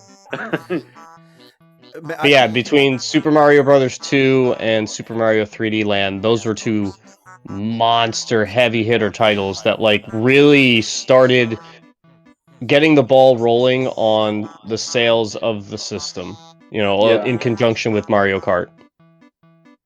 Well, and the fact that like they encouraged like it was the Super Mario World model, but they would do stuff of like get like an insane amount of coins to do stuff, so to encourage you to replay levels and stuff like that. And you got so much value out of those games. Like, that was just so much fun with that. I'd say Super Mario 3D Land was just a really excellent damn title. Like, I enjoyed the 3D on that game. I thought it was really cool. I really enjoyed it. It looked nice. It didn't take away from anything. I know I'm sounding like a broken record on this, but I feel like as the only person who actually enjoyed it and experienced most of these games with it, like, this is definitely one of those ones where it was really nice. I'm glad. Like I said, I have nothing against the 3D. I can't. Oh yeah, no. Yeah, I mean, I get it. I understand. Like, there is, you know, if you can't see it, that's one thing. Or like, if it gives you a headache, obviously you're not going to continue to use it if it's giving you. But I feel like there are a lot of people who don't use it just because they, you know, think that it's a meme or whatever, and they're just like, ugh, I don't need it. It's pointless. And it's like, it's not pointless. Actually, if you can experience it, you should. That's basically how I want to put it. Okay. But yeah, no, I mean, that I would put Super Mario 3D Land up there as one of the best of the not main 3D Mario titles. Like, I like to call these the repackaged Mario titles, because they're not sequels and they're not their own entities, because they're taking so much from previous titles. So they're like, just kind of like, let's take some Mario ideas, blend them together, throw them on a title, and there you go. Doug said it best. It was he called it the Super Mario World model, which is fine by me. Super Mario World is my favorite of the like the classic Mario games, so I had no problem with that. It's using the formula that works. Like, that's the thing. Yeah, I remember Miyamoto had a quote where he said that that game was 3D. It was 3D Mario in a 2D Mario game. That's what they were going for. Mm-hmm. And I feel like that encapsulates what it is pretty well. And I feel like they kind of hit that perfectly. And I had totally forgotten. You know, it's been so long since I've played it. The encouraging replay value by, you know, saying you need to play, or you need to get X number of coins to unlock this thing or that thing. So yes, that was definitely a thing. Yeah, I think that's been one of their most interesting and intelligent developments in the Mario franchise's evolution, is like going from the like Mario 64 days where you're like collecting all these coins but not really doing anything with them once you collect them, to like being able to do something with these coins that you're just amassing over, and, you know, like every level you get 100 coins to get a star, but then like the coins just go into the ether after you're done. And it's like, it's cool that they acknowledge like, hey, we can add more gameplay with these coins without having to make them, you know, it gives them more value. Is that the one where I'm just trying to remember though, is that also the one where they introduced the giant mushroom mechanic, where you just like go through and mow everything down? That's a good question. Was it?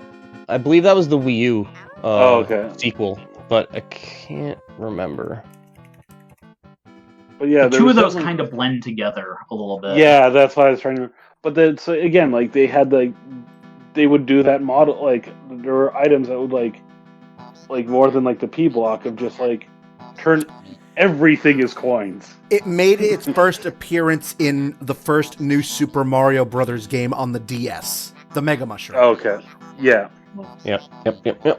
But yeah, they just so rewarding. It's so much fun. It absolutely is. That's like Also returning the Tanuki suit. I was very happy to see that. Yes.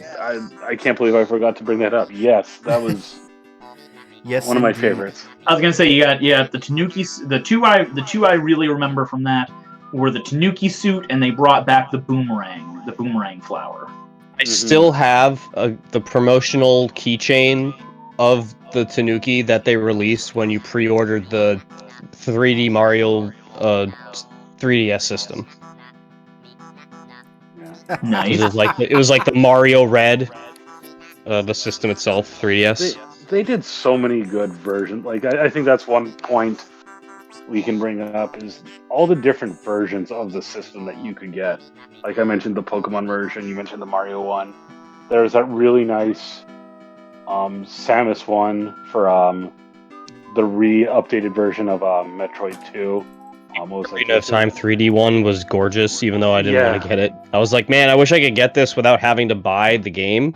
Can I just get the system?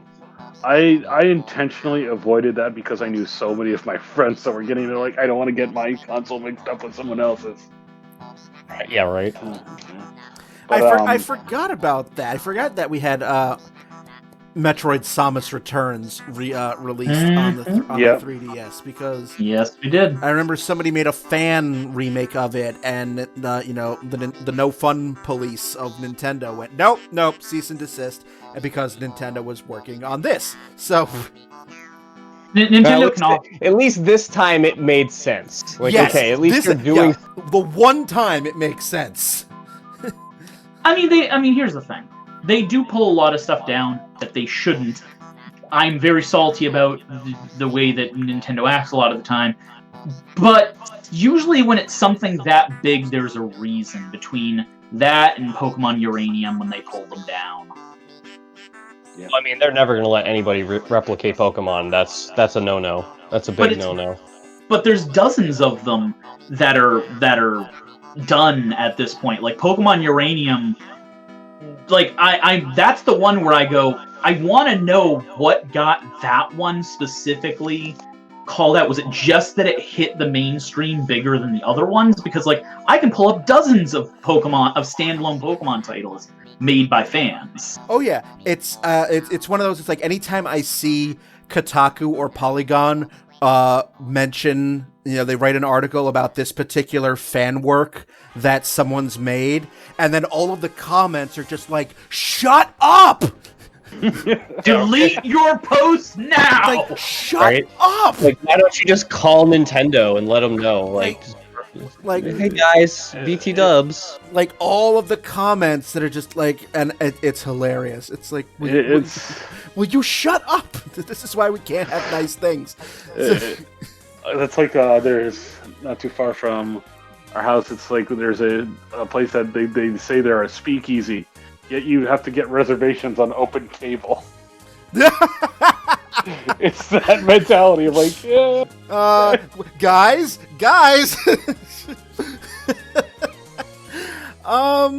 One other game that I had to mention, because I did own it and played a little bit of it. I never finished it because I lost interest in it. It was it's one of the Kingdom Hearts games. It's Dream Drop Distance. Yep.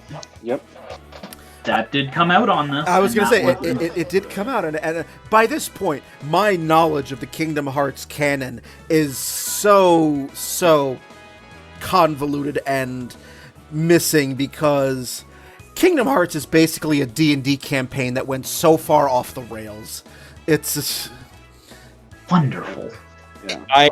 I'm just gonna sit this out because I played Kingdom Hearts 1 and was like, this is the worst thing I've ever played, and then that's all I've done. So fair, you guys fair. Have fun. I have no like when people talk about the Kingdom Hearts franchise's story, it's like that meme of the chick where the like math symbols are flying around her head. Like that's just me with Kingdom Hearts. Just like, I will say to go along with that.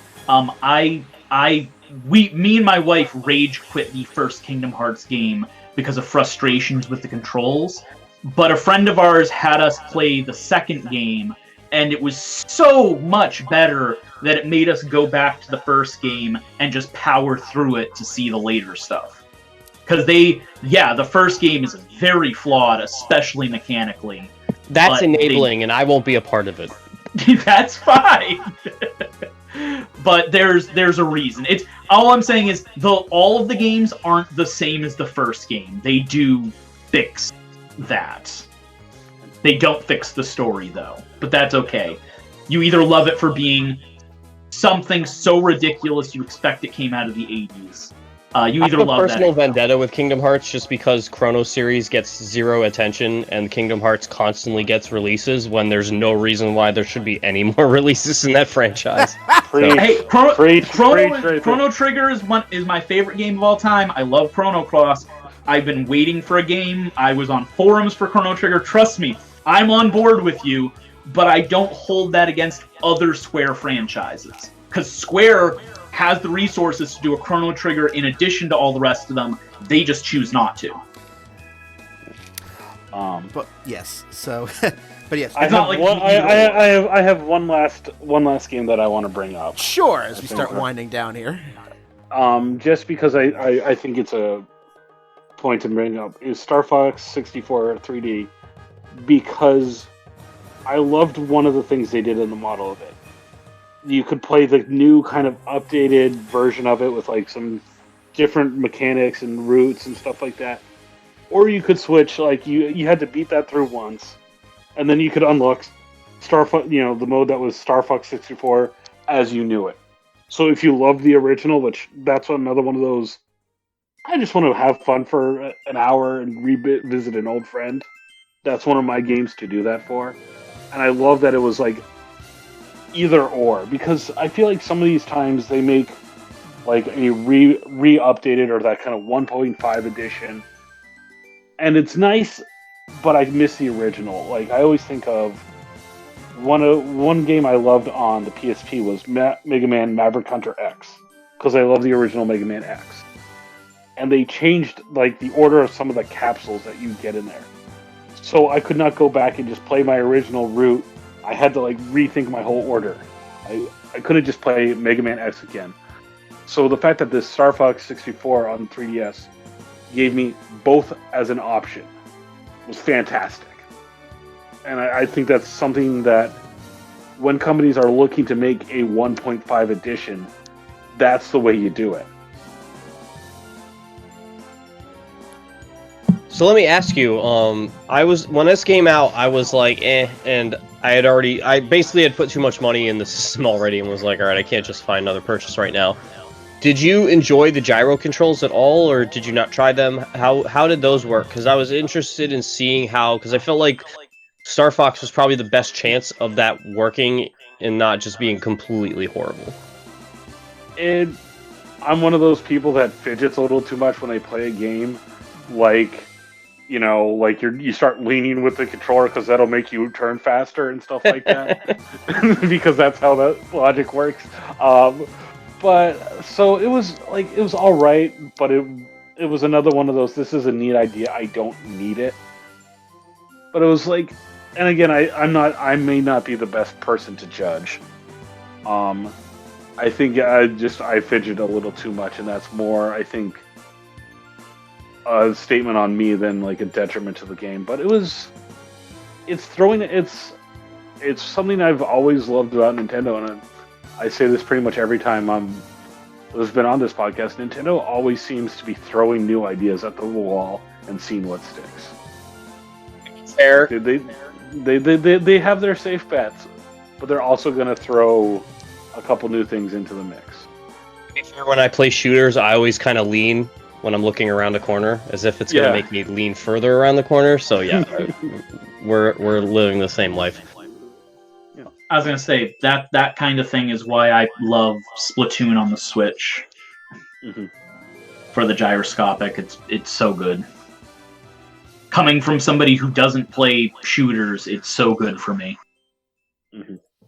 The only other game I would want to mention is the game that got me to buy the 3DS, which is Pilot Wings Resort. That was the game that they were promoting.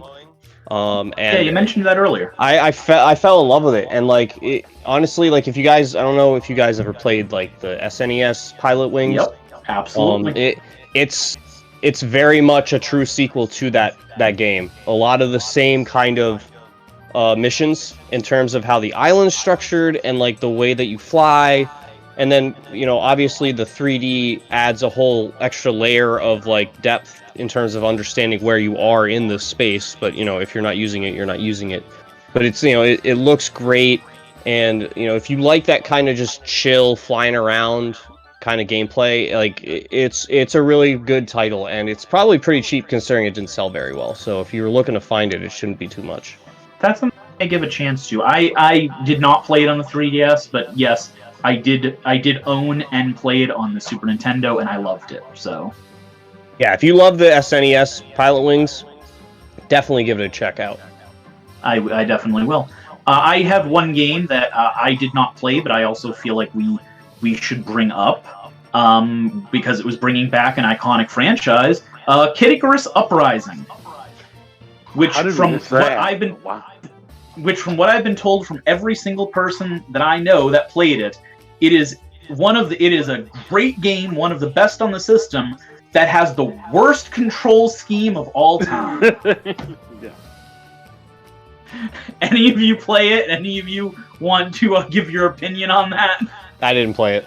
Yeah, I just remember the hype on it because it was like the first new Kid Icarus game. Yeah. And I mean, it reviewed amazingly. Famitsu gave it a freaking perfect score. They never give perfect scores. Like, it was like, I have friends who played it, and it's part of why I wanted to bring it up, because I know they're gonna, if they hear this podcast, they're gonna be like, why didn't you mention Uprising? Because I never played it, but it's an amazing game. It looks great. We got the versions of Pit and Palutena that we see in Smash all came from this game, not the earlier ones. Like this was really bringing him back in the version that we saw in Smash, and then the company that made it for Nintendo went out of business 4 months later, and we're never going to see a sequel to it, or probably a port of it or anything else. It's kind of a bummer. Well. And with that, And then, speaking of killing things, all right. So, if any of you have any last words on the 3DS, say it now or forever hold your peace. Go play Link Between Worlds right now. Spencer will be checking. He will be checking. He knows where all of you live. I think I would just like to add that this is not we're now taking out the precursor of, if you've never played it, go play it. Just go play it. Like anybody. if you played it, you know how good it is. Even just if play you're it again. playing it right now, go play it. Yeah, if you're not playing it right now. I do have one thing I want to bring up, just because we mentioned it earlier and I never really got into it. I wanted to call out one or two of the Ambassador title games that were really, like, the fact they gave you Metroid Fusion, freaking Minish Cap, Fire Emblem Sacred Stones, they gave you Mario Kart, like, they gave a lot of, like, when they did the Ambassador stuff, they gave away a lot of really high-quality titles to the people that they never put up afterwards. That says a lot, and that was excellent, because I played all of the Ambassador titles because of that. I mean, yeah, if you benefited from the Nintendo Apology Tour, I mean, great. That's how I played Minish Cap. I never played it before. I played it because of this. I had purchased my 3DS well after that, so well. All right. Well, you saved money, but you lost games. Yeah, well, I can't play them all. I'm only one, Brian. Well, cloning can deal with that. Well, I'll set up a GoFundMe. Cloning hive minds, the Yes, future of yes, gaming. Exactly. One of you can work and one of you can game. It'll be the perfect experience. It would absolutely be the perfect experience. But yes, so the Nintendo 3DS lasted a little over 9.5 years before Nintendo finally pulled the plug on the 3DS and the 3DS XL and the 2DS and the new Nintendo 3DS. Oh god, that was just weird. So well done to Nintendo for giving us another great handheld. So now all we've got to deal with for Nintendo is the Switch. So, and that's still printing money for them. So we'll see how it goes. But thank you very much, Nintendo, for an amazing handheld. So if you have any questions, comments, thoughts on this episode or any other episode of Downloadable Content, you can get a hold of us on our Facebook and Twitter at Downloadable Content. Twitter, it's at DL Content, or you can click on the feedback button on our website, dlcpodcast.com. Let us know. And as always, every single episode of Downloadable Content can be found on iTunes, YouTube, Stitcher, Google Play Music, and Spotify, and the website, of course, dlcpodcast.com. So all the different ways to get downloadable content into your ears. So, once again, all it remains for me to do is to thank Ronny, Doug, and Spencer for being on this episode. Doug, I know you've been on Downloadable Content for sporadically throughout these last 10 years, so thank you for joining me. What will probably be one last time for you on this episode. So It has always been an honor and a pleasure, man, and thank you for putting up with all my Nintendo rants and everything. So thank you for having this podcast. Thank you for giving me such a wonderful time. It's really meant the world to me. Oh, you are very welcome. It's like I call you DLC's Captain N for a reason, so you will forever have that mantle. All right. So I'm not saying goodbye yet because I'm going to be on later ones. I'm not letting go yet. You're not letting go yet. So and so we've got 2 more to go after this. So on that fun note, I'm Brian. Have a good one, everybody.